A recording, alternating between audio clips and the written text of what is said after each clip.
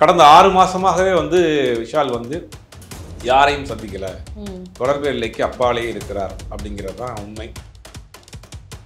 அவருக்கு தனிப்பட்ட முறையில் ஏற்பட்ட சில ப்ராப்ளம்ஸ்னால தன்னை கொஞ்சம் தனிமைப்படுத்திக்கிட்டார். அதில் உடல் ரீதியாக சில ப்ராப்ளம், மன ரீதியாக சில ப்ராப்ளம், சில பழக்கங்கள், நண்பர்களால் ஏற்பட்ட பிரச்சனைகள், காதல் தோல்விகள், திருமணம் நிச்சயதார்த்தம் பண்ணி நின்று போச்சு அப்படிங்கிற ஒரு நிறையா ப்ராப்ளம். அப்புறம் ஏஜ் 40 வயசுக்கு மேலே ஆயிடுச்சு.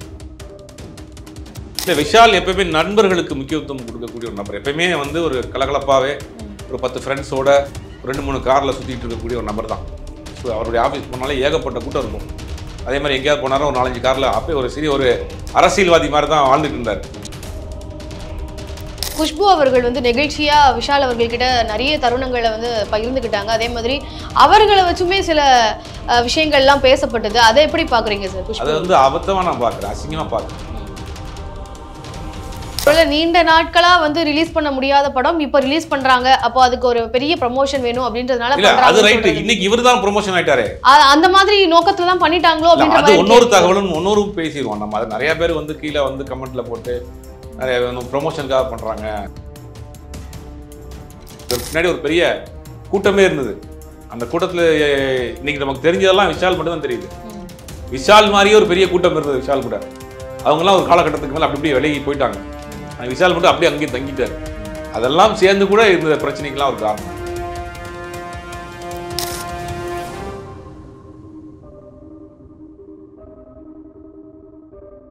ஜாம்பவான் டிவி நேயர்களுக்கு வணக்கம். இன்று நம்மோடு இணைந்திருக்கிறார் ஜேர்னலிஸ்ட் திரு சுபேர் அவர்கள். வணக்கம் சார்.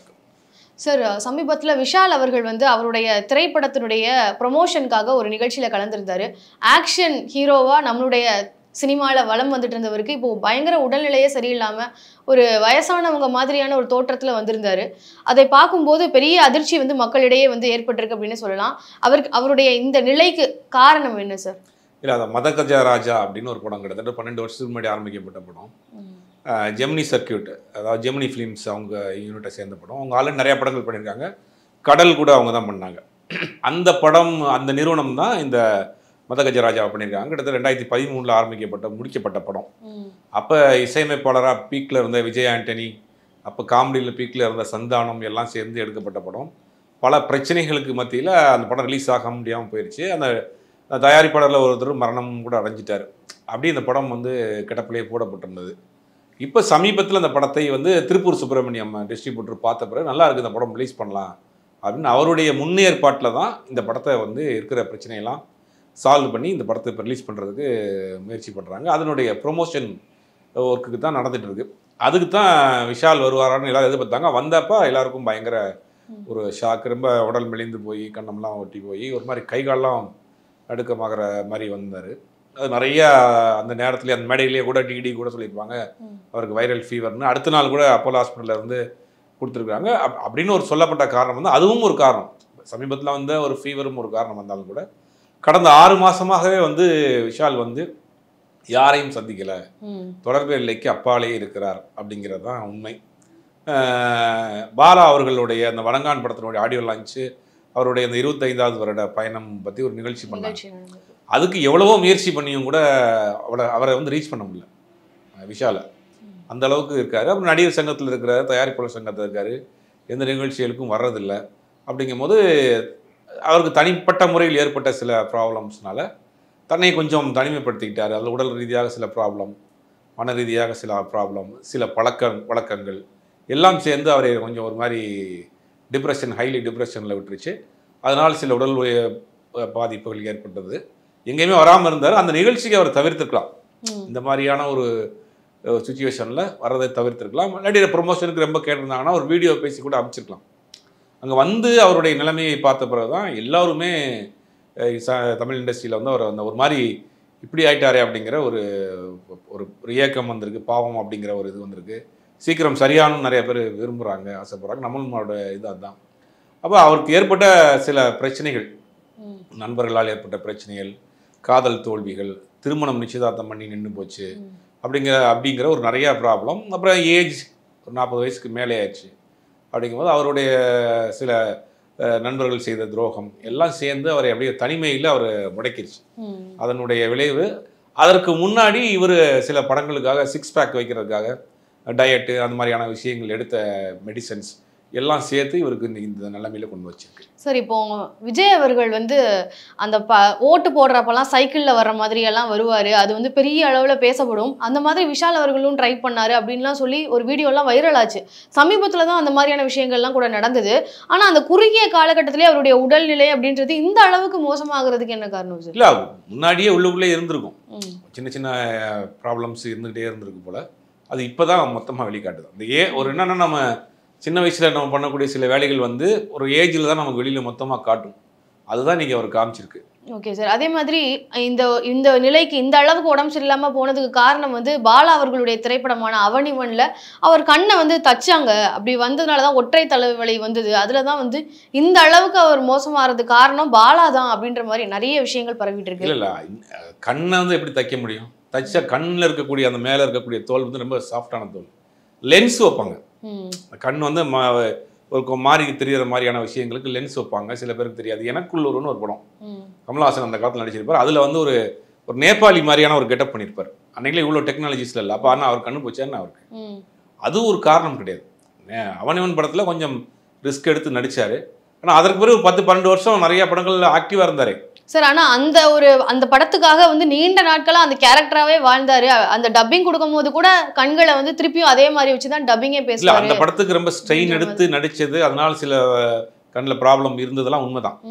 பட் அதுதான் இதுக்கு எல்லாத்துக்கும் காரணம் கிடையாது. அதுவும் ஒரு காரணம். அந்த படம் அது 12 வருஷம் ஆச்சு. இன்னைக்கு எவ்வளோ ட்ரீட்மெண்ட் வந்துருச்சு, எடுத்துக்கலாமே. இந்த சைனஸ் ப்ராப்ளம் இருக்குது, அப்புறம் மைக்ரேனில் ப்ராப்ளம் இருக்குது அப்படிங்கிறாங்க.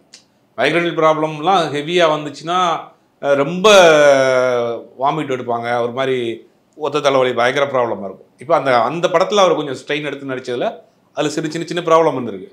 அது தொடர்ந்து 12 வருஷம் 13 வருஷம் நம்மளை ஆக்டிவாக தான் இருந்தார். போன ஆர்கே நகர் தேர்தலில் கூட எலெக்ஷனில் வேட்புமனு தாக்கல் பண்ணார், சைக்கிளில் செயற்குழுக்கு வந்தார், ஆக்டிவாக தானே இருந்தார். அப்போ அதுவும் ஒரு காரணம். Okay sir. விஷாலை பொறுத்த வரைக்கும் அவர் வந்து ஒரு ஃப்ரெண்ட்ஷிப்பை வந்து ரொம்ப வேல்யூ பண்ணக்கூடிய ஒரு நபர். ஆனால் அவர் வந்து அவருடைய நண்பர்கள் மூலமாக தான் வந்து ஏமாற்றப்பட்டார், ரொம்ப துரோகத்துக்கு உள்ளானது வந்து அவருடைய நண்பர்கள் மூலமாக அப்படின்னு பேசப்படுது. எந்த நண்பர்கள்? விஷால் எப்பயுமே நண்பர்களுக்கு முக்கியத்துவம் கொடுக்கக்கூடிய ஒரு நபர். எப்பயுமே வந்து ஒரு கலகலப்பாகவே ஒரு 10 ஃப்ரெண்ட்ஸோட 2-3 காரில் சுற்றிட்டு இருக்கக்கூடிய ஒரு நபர் தான். ஸோ அவருடைய ஆஃபீஸ்க்கு போனாலே ஏகப்பட்ட கூட்டம் இருக்கும். அதே மாதிரி எங்கேயாவது போனாலும் ஒரு 4-5 காரில் அப்போ ஒரு அரசியல்வாதி மாதிரி தான் வாழ்ந்துட்டு இருந்தார். அது மாதிரி நண்பர்களுக்கு ரொம்ப முக்கியத்துவம் கொடுத்த நபர். ரெண்டாவது, சின்ன வயசுலேருந்தே அவருடைய பழக்க வழக்கங்கள் எல்லாமே லயோலா காலேஜ், உதயநிதி ஸ்டாலின், ஜெயம் ரவி, இந்த எல்லாமே பார்த்தா ஒரு பெரிய லெவலில் ஒரு பெரிய செட். அவங்க அந்த மாதிரி எப்பயுமே ஒரு கேங்கோடு இருக்கக்கூடிய நபர் தான், ஜாலியான ஒரு நபர் தான், நண்பர்களுக்கு ரொம்ப முக்கியத்துவம் கொடுக்க நபர் தான். பட் அதை பயன்படுத்திக்கிட்டு சிலர் வந்து இவரை மிஸ்யூஸ் பண்ணிட்டாங்க. சில கூட இருக்க நண்பர்கள், அதனால அது கொஞ்சம் ரொம்ப வெக்ஸ் ஆகிட்டார். அது ஒரு காரணம். ரெண்டாவது, அந்த ஏற்கனவே சொன்ன மாதிரி திருமணம், நிச்சயதார்த்தம், காதல் தோல்வி. இப்போ சமீபத்தில் துப்பறிவாளன் 2 படத்தை இவர் பண்ணுறதா இருந்தது. அதுக்காக ஃபினான்ஸுக்காக கொஞ்சம் ட்ரை பண்ணிட்டு இருந்தார். அந்த படத்துக்கு பெரிய அளவில் ஃபினான்ஸும் கிடைக்கல. இப்போ அதெல்லாம் சேர்த்து தான் இவருக்கு ஒரு பெரிய ஒரு பாதி. சரி, இப்போ இவருடைய நிலை அந்த ஸ்டேஜில் வந்து மைக்கு கூட பிடிக்க முடியாமல் தடுமாறின அந்த நிலையை பார்க்கும்போது கேப்டன் விஜயகாந்த் அவர்களும் வந்து அவருடைய இறுதி காலத்துக்கு முன்னாடி வந்து இந்த மாதிரியான ஒரு தோற்றத்தில் தான் இருந்தார். விஷால் அவர்களுக்கும் அதே ஒரு நிலை தான் ஏற்பட்டிருக்கு அப்படின்ற மாதிரி பேசப்படுது. இல்லை, அவருக்கு வயது ஒரு காரணம். அவருக்கு அந்த மாதிரியான ப்ராப்ளம் வரப்போ கிட்டத்தட்ட 60 வயசுக்கு முன்னாடி வந்துருச்சு. ஏன்னா இவருக்கு 44-46 வயசு தானே ஆகுது. பட் அந்த ஒரு காரணம், அவருக்கு வந்த ப்ராப்ளம் வேற, இவருக்கு வந்த ப்ராப்ளம் வேற. இது இந்த கொஞ்சம் வயசு தான், இது சரி செய்யக்கூடிய ப்ராப்ளம் தான். நீங்கள் அட்வான்ஸ்ட் மெடிசன் தான் வந்துருச்சு, பக்கா ப்ராப்பரான ட்ரீட்மெண்ட் எடுத்தாங்கன்னா சரியாயிடும். Okay sir. அந்த நிகழ்ச்சியில் வந்து குஷ்பு அவர்கள் வந்து நெகிழ்ச்சியாக விஷால் அவர்கள்கிட்ட நிறைய தருணங்களை வந்து பகிர்ந்துக்கிட்டாங்க. அதே மாதிரி அவர்களை வச்சுமே சில விஷயங்கள்லாம் பேசப்பட்டது. அதை எப்படி பார்க்குறீங்க சார்? அதை வந்து அபத்தமாக நான் பார்க்குறேன், அசிங்கமாக பார்க்குறேன். அதாவது நம்மளுடைய ஒரு வசந்த காலம், அப்புறம் பீக்கில் இருக்கார் விஷால். ஒரு பக்கம் பாண்டிய நாடு, தாமிரபரணின்னு படம் பேக் டு பேக் ஹிட் கொடுத்து உச்சத்தில் இருக்கிறாரு. அப்போ இவங்கெல்லாம் ஒரு கேங் ஃப்ரெண்ட்ஸ். அந்த காலகட்டத்தில் பார்த்த குஷ்புவை பல வருடங்கள் கழித்து இப்போ மேடையில் பார்க்காரு. என்ன இப்படி ஆகிட்ட என்ன கேட்குறப்ப அந்த இடத்துல ஒரு சைலண்ட் வருது. 2 பேருமே அந்த இடத்துல ஒரு அமைதியாக வந்து ஹக் பண்ணிக்கிறாங்க. இதை வந்து இப்படி தப்பாக பார்க்க முடியும்? நம்மளை வந்து ஒரு இடத்துல உச்சத்தில் பார்த்த ஒரு நபர் நமக்கு ஒரு முடியாத ஒரு சூழ்நிலை, நமக்கு இன்றைக்கி ஒரு சிக்கலான ஒரு சூழ்நிலையில் பார்க்குறப்ப என்ன நினைப்பாங்க? அந்த இடத்துல அந்த இடத்துல வந்து ஒரு அமைதி வரும், ஒரு அழுகை வரும், ஒரு ஆறுதல். உனக்கு என்ன ஆச்சு, ஏன் போயிட்டேன்னு கேட்பாங்க. அப்போ சொல்ல முடியாமல் ஒரு தயக்கம் வரும், ஒரு கண்ணீர் வரும். இதெல்லாம் இந்த எல்லா எமோஷனலும் சேர்ந்து தான் அன்றைக்கி குஷ்புக்கும் விஷாலுக்கும் நடந்துச்சு. அதை கூட சிலர் தப்பு தப்பாக பேசி தப்பு தப்பாக பண்ணிகிட்டு இருக்காங்க. அந்த காலகட்டங்களில் பீக்கில் இருக்கப்போ அவங்கெல்லாம் நல்லா பெரிய கேங்காக ஃப்ரெண்ட்ஸாக இருந்தாங்க. சார், விஷால் அவர்களுடைய பின்னணியை பார்க்கும்போது அவர் பெரிய குடும்பத்துல இருந்து வரக்கூடிய ஒரு நபராக தான் இருக்காரு. ஸோ இந்த ஒரு அவருடைய நிலைக்கு அவருடைய சிகிச்சைகளுக்கான ஒரு உதவியா யார் இல்லை, அதெல்லாம் அவங்க ஃபேமிலியில் பார்ப்பாங்க. அவங்க அப்பா வந்து பெரிய கிரானைட் எக்ஸ்போர்ட் பண்ணுறாரு.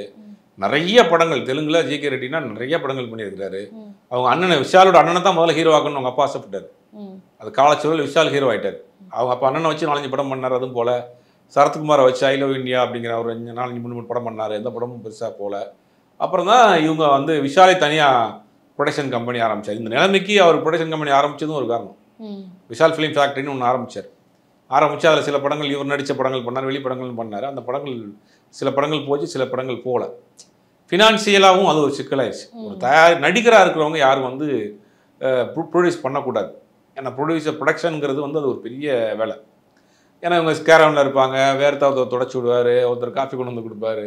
இந்த மாதிரி ஒரு கம்ஃபர்ட் ஜோனில் இருக்கிறவங்க ப்ரொடக்ஷனுங்கிறது கீழே வரைக்கும் அது ஸ்ட்ரெஸ்ஃபுல்லான ஒரு ஜாப். அது ப்ரொடக்ஷன் பார்க்கணும், அதுக்கு பிறகு ப்ரொடக்ஷன் பண்ணது பிறகு அதை பிஸ்னஸ் பண்ணணும், அதை ஃபைனான்ஸ் வாங்கியிருப்பாங்க, அந்த இன்ட்ரெஸ்ட் கட்டணும், சொன்ன நேரத்தில் படத்தை முடிக்க முடியாது. ரொம்ப ஸ்ட்ரெஸ்ஸான ஒரு வேலை. அப்படியே முடிச்சு ரிசல்ட் தப்பாக வந்துச்சுன்னா அது ஃபினான்ஷியலாகவும் போயிடும், மென்டலியாகவும் நமக்கு ரொம்ப ஒரு இதை கொண்டு வந்துடும். அந்த மாதிரி நடிகராக இருந்த யாருமே படம் தயாரித்து பெருசாக வந்து சக்ஸஸ் இல்லை. எல்லா கிராஃப்ட்டும் தெரிந்த சகலகலா வல்லவன் கமலஹாசனே பல படங்களில் கை சுட்டார். கொஞ்ச நாள் ப்ரொடக்ஷன் நிப்பாட்டி வச்சுருந்தாங்க. அப்படிங்கும் போது நடிகராக இருந்து இப்போ ப்ரொடக்ஷன் கம்பெனி ஆரம்பித்து சக்ஸஸ் ஆனது ரொம்ப கம்மி. அந்த வேலையும் இவர் செஞ்சார். அதுலேயும் கொஞ்சம் அவருக்கு சிக்கலாயிடுச்சு. ஓகே சார், டிடி அவர்கள் வந்து அந்த ஒரு ஷோவை பொறுத்த வரைக்கும் ரொம்ப நல்லா மேனேஜ் பண்ணாங்க. எந்த அளவுக்கு இவருடைய உடல்நிலையை பற்றி பேசப்பட்டதோ அந்த அளவுக்கு டிடியை பற்றியுமே வந்து பேசினாங்க. ஸோ அவங்களுடைய செயல்பாடு கொடுத்து இல்லை, ஒரு ஆங்கர், ஒரு காம்பியர், ஒரு நிகழ்ச்சியை கோஆர்டினேட் பண்ணுறவங்களுக்கு அந்த இடத்துல ஒரு சாதுரியம் வேணும். என்ன நடக்குது, இதை பற்றி பேச போகிறாங்க அப்படிங்கிறது அவங்களுக்கு தெரியும். அதை ஒரு பேலன்ஸ் பண்ணாங்க. உண்மையிலே அது ஒரு நாகரிகமான விஷயமாக தான் நான் பார்க்குறேன். அந்த இன்னைக்கு இருக்கிற நிறைய ஆங்கர்ஸ் இருக்கிறாங்க, நிறைய காம்பியர்ஸ் இருக்கிறாங்க. அவங்க அந்த இது தெரியல. ஜிடியை பொறுத்த வரைக்கும் இந்த ஒரு எக்ஸ்பீரியன்ஸ் இருந்தனால தான் அதை ஈஸியாக ஹேண்டில் பண்ணாங்க. அங்கே புது ஆளாக இருந்தால் அந்த இடத்துல தடுமாறி இருப்பாங்க, அதை மேட்ச் பண்ணியிருக்க முடியாது. டிடி மாதிரி ஒரு எக்ஸ்பீரியன்ஸாக பல ஸ்டேஜஸ் பல ஷோஸ் பண்ணதுனால அந்த இடத்த பேலன்ஸ் பண்ணிட்டாங்க. பட் அது விமர்சனமாகும் அப்படின்னு தெரியும். பட் அந்த இடத்துல அந்த ஸ்பாட்டில் வந்து அதை வந்து இது பண்ணிட்டாங்க. சார், அந்த உடல்நிலையை பொறுத்த வரைக்கும் அவருக்கே தெரியும் தனக்கு வந்து இந்த மாதிரியான மோசமான உடல்நிலை இருக்குது அப்படிங்கிறது தெரியும். ஆனால் இந்த நிகழ்ச்சிக்கு வராமல் இருந்திருக்கலாம், தடுத்திருக்கலாம் அப்படின்றதும் ஒன்று பார்க்கப்படுது. ஆனால் இந்த படத்தை பொறுத்த வரைக்கும் ஏற்கனவே அந்த பாட்டு மூலமாகவே நிறைய ப்ரமோஷன், அந்த பாட்டே வந்து மக்கள் மத்தியில் பயங்கரமான வரவேற்பு இருந்தக்கூடிய ஒரு பாட்டு தான். ஸோ அதுவே போதுமான அளவாக இருந்திருக்குமே. இது ஒரு ப்ரமோஷன் காரணமாக வந்து விஷால் வந்துட்டாரு அப்படின்ற மாதிரி பேசப்படுது. இல்லை, இந்த படத்தை பொறுத்த வரைக்கும் 12 வருஷத்துக்கு முன்னாடி எடுத்த படம் வரைக்கும் வரட்டும்னா அவங்க முடிவு பண்ணி ரிலீஸ் பண்ணுறாங்க. படம் ரிலீஸ் பண்ணுவோம், மக்கள் ஏற்றுக்கிட்டாங்கன்னா ஓகே, இல்லாட்டி பார்ப்போம் அப்படிங்கிற ஒரு 2 ஆப்ஷனில் தான் ரிலீஸ் பண்ணுறாங்க. அப்படிங்கும்போது இந்த மாதிரியான ஒரு சுச்சுவேஷனில் இவ்வளோ ரிஸ்க் எடுத்துருக்க வேண்டிய அவசியம் இல்லை. ஒரு நடிகருக்கு மெயினே வந்து இமேஜ் தான். எம்ஜிஆரை தொப்பியும் அந்த கண்ணாடியும் உடையும் தவிர்த்து நம்ம யாரும் பார்த்துருக்க மாட்டாங்க. கடைசி வரைக்கும் அதை மெயின்டைன் பண்ணார். ஜெயலலிதா அம்மையார் அவர்கள் வந்து அவங்க ஒரு கெட்டப் மெயின்டைன் பண்ணிட்டே இருப்பாங்க. அப்போது இந்த செலிபிரிட்டியாக இருக்கிறவங்க, நடிகர்களாக இருக்கிறவங்களுக்கு அந்த கெட்டப்ங்கிறது ஒரு முக்கியம். இன்னைக்கு இப்படி பார்த்துட்டாங்க, நாளைக்கு ஒரு ஹீரோவாக அடுத்து ஒரு படம் பண்ணுறப்ப நிறைய பேருக்கு இந்த இதுதான் வரும், இந்த ஞாபகம் தான் வரும். அப்போ ஒரு நடிகருக்கு இமேஜுங்கிறது ரொம்ப முக்கியம். அவங்க என்னதான் உள்ளுக்குள்ளே 1000 ப்ராப்ளம் வந்தாலும் வெளில காட்டக்கூடாது, நம்மளுடைய ஃபீலிங்கை வந்து வெளியில் காட்டிடக்கூடாது. அது ஒரு பெரிய கொடுமையும் கூடாது. செலிபிரிட்டியாக இருக்கிறவங்களுக்கு, நடிகர்களாக இருக்கிறவங்களுக்கு தனக்கு 1000 பிரச்சனை இருந்தால் வெளியில் காட்ட முடியாது. ஆனால் அதை வந்து அந்த ஒரு இமேஜை மெயின்டைன் பண்ணிகிட்டே இருப்பாங்க. அது ரொம்ப முக்கியம், நடிகர்களுக்கு முக்கியம். அதை இவர் அங்கே அந்த இடத்துல ஏன் மிஸ் பண்ணாருன்னு தெரியல, ஏன் வரலன்னு தெரியல. பாலாவுடைய நிகழ்ச்சிக்கு வரல, பல நிகழ்ச்சிகளுக்கு வர முடியல. ஆனால் இந்த இதுக்கு மட்டும் கம்பல் பண்ணி கேட்டதுனால நீண்ட நாட்களா வந்து ரிலீஸ் பண்ண முடியாத படம் இப்போ ரிலீஸ் பண்றாங்க. அப்போ அதுக்கு ஒரு பெரிய ப்ரமோஷன் வேணும் அப்படின்றதுனால அது ரைட். இன்னைக்கு இவர் தான் ப்ரமோஷன் ஆயிட்டாரு. அந்த மாதிரி நோக்கத்துல தான் பண்ணிட்டாங்களோ அப்படின்ற அது இன்னொரு தகவலும் இன்னொரு பேசிடுவோம் நம்ம. அது நிறைய பேர் வந்து கீழே வந்து கமெண்ட்ல போட்டு நிறைய ப்ரொமோஷனுக்காக பண்றாங்க. தப்பான ஒரு மனிதன் வந்து எதுல எல்லாம் ப்ரொமோஷன். ஆனால் இன்னைக்கு நிலைமை எப்படி ஆயிடுச்சு, இன்னைக்கு படம் ஓட வைக்கிறதுக்காக என்னென்னமோ செய்யறாங்க ப்ரொமோஷனுக்குன்னு.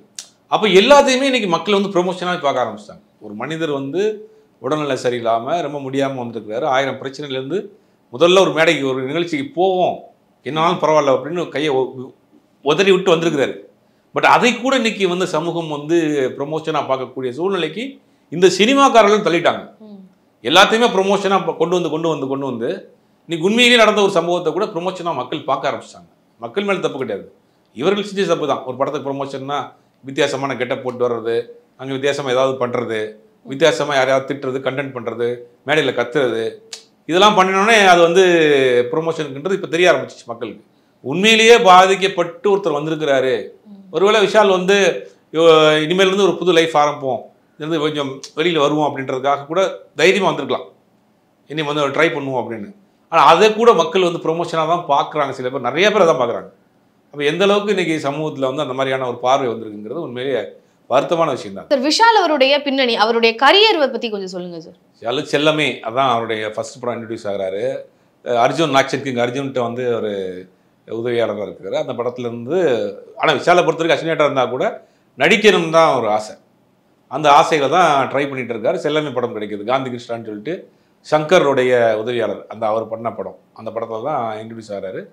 ஆனால் விஷாலை பொறுத்த வரைக்கும் ஒரு தமிழ் ஃபேஸ், அது குறிப்பாக சவுத் இந்தியன், இந்த சவுத் சென்னை தமிழ்நாடுடைய முகம், திருநெல்வேலி, தூத்துக்குடி, தேனி, மதுரை அந்த பக்கம் இருக்கிற முகம், அந்த கேரக்டர்லாம் நிறைய அப்படி பெர்ஃபெக்டாக மேட்ச் ஆகும். சண்டைக்கோழியாக இருக்கட்டும், பாண்டிய நாடு, விஷாலுடைய கேரியர்லேயே பாண்டிய நாடு படத்தில் ரொம்ப ஆக்டிங்கில் ரொம்ப ஸ்கோப் பண்ணியிருப்பார். ஒரு டென்ஷனான வாய் திக்கக்கூடிய ஒரு கேரக்டர் ஒன்று பண்ணியிருப்பார். அதே மாதிரி சண்டைக்கோழி, சிவப்பு மனிதன், நிறைய வித்தியாசமான அட்டம்லாம் பண்ணியிருக்காரு. ஒரு நல்ல ஒரு ஆர்டிஸ்ட் தான். இப்படி தான் அவருடைய கேரியர் வந்து அதாவது நடிக்கணும்னு ஆசைப்பட்டவர் அசினேட்டராக ஜாயின் பண்ணி அதற்கு பேர் நடிக்க வந்து அவரே படம் ப்ரொடியூஸ் பண்ணி பண்ணார். இல்லை, இந்த உடல்நிலை பாதிப்புக்கு பல காரணங்கள் சொன்னாலும் கூட முக்கியமாக வந்து இந்த 6 பேக் ட்ரை பண்ணுறோன்னு சொல்லி சமீப காலத்தில் பண்ணுறாங்க.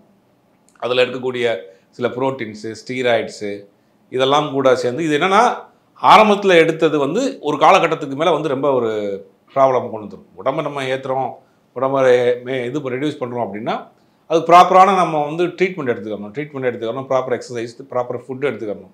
பட் அந்த காலங்களில் பண்ண சில வேலைகள்லாம் வந்து அங்கே பின்னாடி ஒரு பெரிய கூட்டமே இருந்தது. அந்த கூட்டத்தில் இன்னைக்கு நமக்கு தெரிஞ்சதெல்லாம் விஷால் மட்டும் தான் தெரியுது. விஷால் மாதிரியே ஒரு பெரிய கூட்டம் இருந்தது விஷால் கூட. அவங்கெல்லாம் ஒரு காலகட்டத்துக்கு மேலே அப்படி விலகி போயிட்டாங்க. ஆனால் விஷால் மட்டும் அப்படியே அங்கேயே தங்கிட்டார். அதெல்லாம் சேர்ந்து கூட இந்த பிரச்சனைக்கெல்லாம் ஒரு காரணம். ஓகே சார், அதே மாதிரி இப்போ சமீபத்தில் நடிகர் பிரபு அவர்களுக்குமே வந்து உடம்பு சரியில்லை, அவருக்குமே வந்து சமீப காலத்தில் நடிகர்களுக்கு உடம்பு சரியில்லாமல் போகிறதுல இப்போ விஷாலுக்கு அடுத்தபடியாக பிரபு அவர்களும் சேர்ந்துட்டாருன்னு சொல்லப்படுது. இல்லை, எல்லாருக்குமே உடம்பு சரியில்லாமல் போகுது, அது வந்து செலிபிரிட்டியாக இருக்கிறதுனால தெரியுது, பேசும் பொருளாக மாறுது. ஆமாம், பிரபு அவர்களை பொறுத்த வரைக்கும் ஒரு ஏஜ், ஏற்கனவே அவருக்கு வந்து யூரினரி ப்ராப்ளம் இருந்தது, அதுக்கு ஒரு லேசர் சர்ஜரி பண்ணாங்க. இப்போ 1ஆம் தேதி நினைக்கிறேன், 2ஆம் தேதி அவருக்கு நைட்டு சிவியராக ஒரு ஃபீவர் வந்திருக்கு. ஹாஸ்பிட்டல் அட்மிட் பண்ண பிறகு அந்த பிரெயினுக்கு போகிற அந்த இதில் ஓவரியில் வந்து சின்ன ஒரு கட்டி மாதிரி இருக்குன்னு சொல்லி ஒரு மைனர் சர்ஜரி பண்ணாங்க. பண்ணிவிட்டு 5ஆம் தேதி டிஸ்சார்ஜ் பண்ணிட்டாங்க. பண்ணிவிட்டு கூட்டு வந்துட்டாங்க. இப்போ ஸ்டேபிளாக இருக்கிறாரு. அதே மாதிரி கங்கை அமரன், அவரும் ஒரு நீண்ட நாள் சினிமா இருக்குது, அவர் ஷூட்டிங் போயிட்டு அவருக்கு உடம்பு சரியாமல் மதுரையில் ஹாஸ்பிட்டல் அட்மிட் பண்ணிருக்காங்க. இந்த சீசன் இருக்கு இல்லையா, இந்த வின்டர் சீசனே வந்து வயதானவர்களுக்கெல்லாம் கொஞ்சம் டேஞ்சரான இடம் தான். அதில் இவங்கெல்லாம் வந்து ஆல்ரெடி சீனியர் ஆக்டர்ஸு, பர்சனலாக நிறைய ப்ராப்ளம் உள்ளவங்க, அதனால் சேர்ந்து இந்த ப்ராப்ளம் இருக்குது. ஓகே சார், இறுதியாக ஒரு கேள்வி, இதுக்கு மேலே வந்து அவர் படப்பிடிப்பு படங்கள் நடிக்கணும் அப்படின்னு இருந்தால் இந்த உடல்நிலையை, இந்த மாதிரியான ஒரு ப்ரொஜெக்ஷன் வந்து கிரியேட் ஆனதுக்கு அப்புறமா அது ஒரு பெரிய சவாலாக இருக்கும் இல்லையா அவருக்கு? அது எப்படி? இல்லை, இன்னைக்கு நிறைய மெடிசன்ஸ் வந்துருச்சு, அட்வான்ஸ்டு மெடிசன்ஸ் நிறையா வந்துருச்சு, ஆல்டர்னேட்டிவ் மெடிசன்ஸ் இருக்குது. கம்ப்ளீட்டாக வந்து ஒரு ட்ரீட்மெண்ட், ஒரு கோர்ஸ் ஆஃப் ட்ரீட்மெண்ட் எடுத்தாமல் கண்டிப்பாக ரெக்கவரி ஆகி வந்துடுவார். இதெல்லாம் ஒரு பெரிய பிரச்சனை. நிறையா உச்சகட்டமான ப்ராப்ளம் இருந்தவங்கலாம் ரெக்கவரி ஆகி வந்திருக்கிறாங்க. பட் இதெல்லாம் ஒன்றும் ப்ராப்ளம் இல்லை, ஏஜும் கம்மி தான், நிறைய எனக்கு ட்ரீட்மெண்ட் இருக்குது. அது அவங்க ஃபேமிலி சைட்லேருந்து பார்க்குறதா கூட இப்போ தகவல் வந்திருக்கு. ஓகே சார், நிறைய தகவல்களை கொடுத்ததுக்கு ரொம்ப நன்றி சார்.